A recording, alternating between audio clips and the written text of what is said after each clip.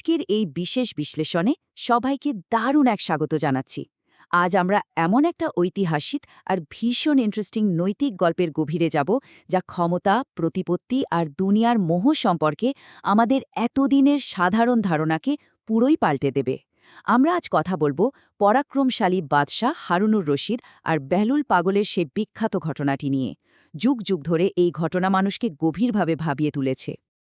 আচ্ছা, চলুন সরাসরি মূল কথায় ঢোকা যাক। একবার ভেবে দেখুন তো, কি অদ্ভুত একটা ব্যাপার ঘটে যখন তৎকালীন পৃথিবীর সবচেয়ে ক্ষমতাধর একজন শাসক হঠাৎ করে একটা নীরব কবরস্থানে একজন তথাকথিত পাগলের মুখোমুখি হন। এই একটা প্রশ্নই কিন্তু আমাদের আজকের এই আলোচনার মূল ভিত্তি। চলুন আজ এই অসাধারণ ঘটনার প্রতিটা স্তর একটু একটু করে উন্মোচন করি। প্রথমেই আসা যাক সেই অপ্রত্যাশিত সাক্ষাতের কথায়, মানে কবরস্থানে তাদের দেখা হওয়ার ঘটনাটা। এখানে সবচেয়ে আকর্ষণীয় বিষয়টা হচ্ছে এদের দুজনের মধ্যকার আকাশ পাতাল পার্থক্যটা। একদিকে আছেন বিশাল সাম্রাজ্যের অধিপতি, অগাধ সম্পদের মালিক বাদশাহ হারুনুর রশিদ, আর ঠিক উল্টো দিকে আছেন বাহলুল, যাকে সমাজের সবাই স্রেফ পাগল বলে চেনে। এই বাহলুল তার জীবনে বেশিরভাগ সময় কাটাতেন স্থানীয় একটা কবরস্থানে বসে। একবার ভাবুন, জাগতিক ক্ষমতার একেবারে চূড়ায় থাকা একজন রাজা আর ধুলোয় পড়ে থাকা একজন মানুষের মাঝখানের এই বিশাল দূরত্বটাই কিন্তু আমাদের গল্পের প্লটটা সেট করে দেয়। তো একদিন হলো কি, বাদশাহ হারুনুর রশিদ তার রাজকীয় বহর নিয়ে ঠিক ওই কবরস্থানের পাশ দিয়েই যাচ্ছিলেন। বাহলুলকে ধুলোর মধ্যে বসে থাকতে দেখে তিনি অনেকটা উপহাসের সুরেই ডাক দিলেন, "বাহলুল, ও হে পাগল, তোমার কি আর কোনোদিন জ্ঞান ফিরবে না?"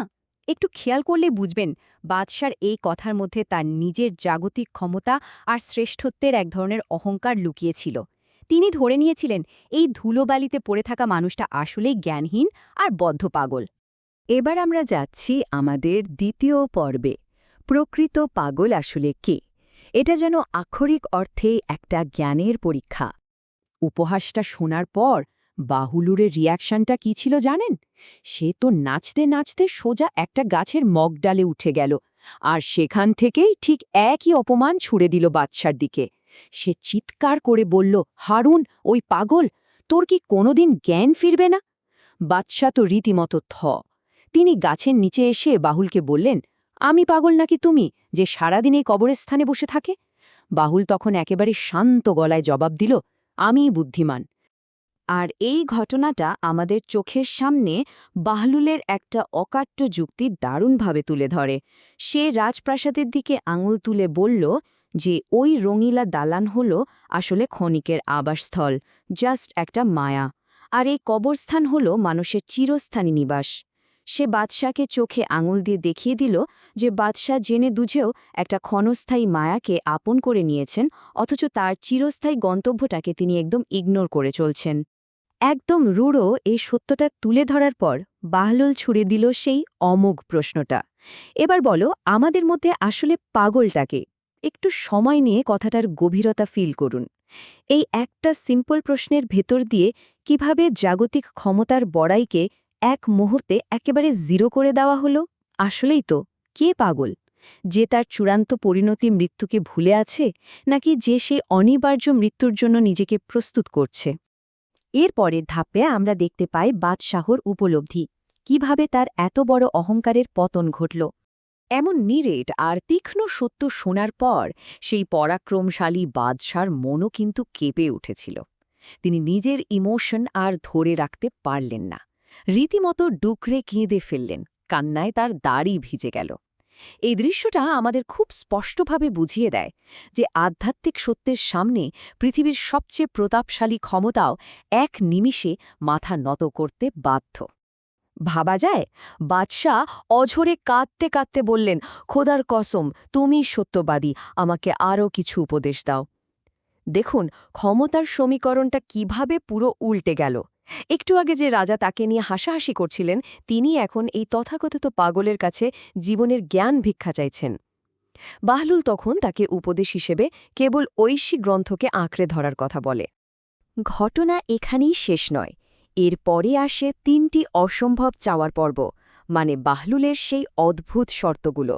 বাদশাহ যখন বাহলুলকে বললেন যে তোমার কোনো কিছুর অভাব থাকলে আমাকে বলো, আমি তা পূরণ করব, তখন বাহলুল রাজি হল। সে জানালো তার মাত্র ৩টে অভাব আছে। যদি বাদশাহ তা পূরণ করতে পারেন তবে সে সারা জীবন বাদশার প্রতি কৃতজ্ঞ থাকবে। এখন একটু ভেবে দেখুন তো, যে মানুষটা স্বেচ্ছায় কবরস্থানে ধুলোয় বসে থাকে, সে একজন সম্রাটের কাছে এমন কি চাইতে পারে যা সম্রাট পূরণ করতে পারবেন? চলুন দেখি শর্তগুলো আসলে কি ছিল।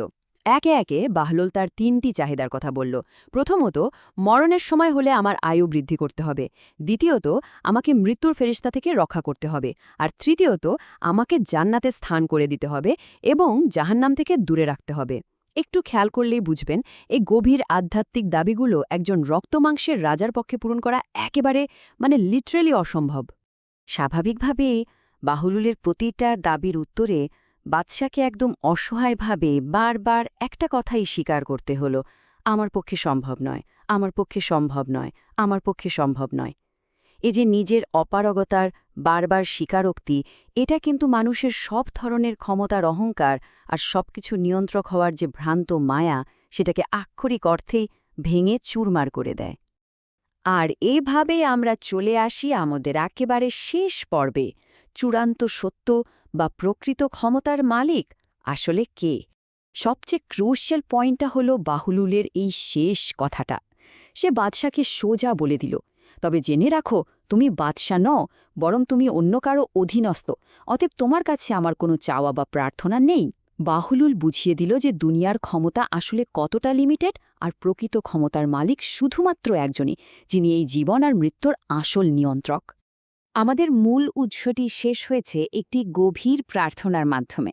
দুনিয়ার এই ক্ষণস্থায়ী রঙ্গতামাশা ছেড়ে আমাদের সবার সেই চিরস্থায়ী গন্তব্য বা কবরের জন্য প্রস্তুতি নেওয়ার কথা বলা হয়েছে সেখানে। পুরো বিষয়টা আমাদের সবার জন্যই কিন্তু একটা বিশাল প্রশ্নচিহ্ন রেখে যায়। আমরা কি এখনও এই ক্ষণস্থায়ী ক্ষমতার মোহে আটকে আছি, নাকি সেই চূড়ান্ত স্থায়ী বাস্তবতার জন্য নিজেদের প্রস্তুত করছি?